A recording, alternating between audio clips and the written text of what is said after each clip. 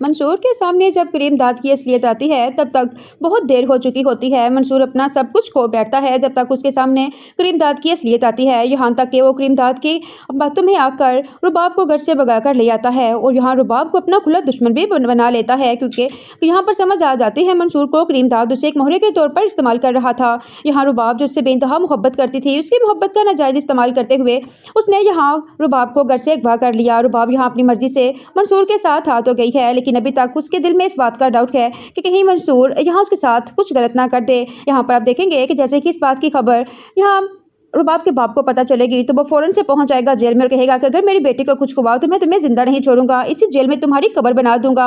यहाँ पर जैसे कि मंसूर अपने ठिकाने पर रुबाब को लेकर पहुंचता है तो यहाँ पे करीम दाद को जैसे ही खबर मिलती है तो बहुत ज़्यादा खुश हो जाता है, क्योंकि उसका असल मकसद की यहाँ रुबाब को किडनैप करवाना था। यहाँ इलेक्शन होते हैं और इलेक्शन में जैसे कि पता चलता है कि यहाँ आगा वासिफ की बेटी घर से भाग गई है, तो यहाँ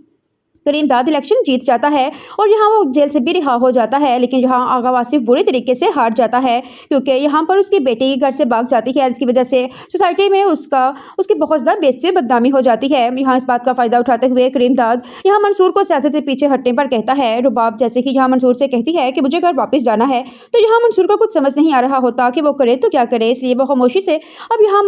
रुबाब को सारा सच बता देता है। रुबाब को मंसूर से शिद्दत नफरत होने लगती है। यहाँ आगा साहब जो कि अपनी बेटी के लिए बहुत ज़्यादा परेशान होते हैं कि उनकी बेटी मंसूर के साथ भाग कर गई है, वो उनके बता तो सकती थी, लेकिन यहाँ पर आप देखेंगे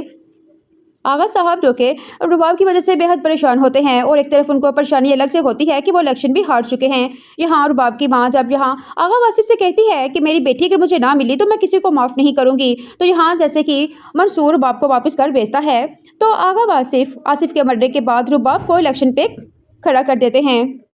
रुबाब जैसे ही इलेक्शन पे खड़ी होती है तो वो सबसे पहले यहाँ करीम दाद को कत्ल करवा देती है, क्योंकि करीम दाद ने जिस तरह यहाँ मंसूर का नाजायज़ इस्तेमाल करवाया होता है, इस बात का गुस्सा यहाँ रुबाब को बहुत ज़्यादा होता है। करीम दाद के मरने के बाद ही यहाँ पर यूआईपी के लिए उन्हें एक ऐसे इंसान की ज़रूरत होती है जो कि इलेक्शन और सियासत को अच्छी तरह जानता हो, तो मंसूर को ही सिलेक्ट करते हैं। मंसूर करीम दादा के मरने के बाद जैसे कि यहाँ पर यूआईपी का ऑफिसर मुंतखब किया जाता है, तो यहाँ पर सबसे पहले वो आगा साहब को जेल में अरेस्ट करवाता है, उन पर झूठे मुकदमा दर्ज करवा देता है, जिस तरह उसने दादा करीम को यहाँ पर जेल में अरेस्ट करवाया था। यूँ इन दोनों एक दूसरे के खिलाफ हो जाएंगे।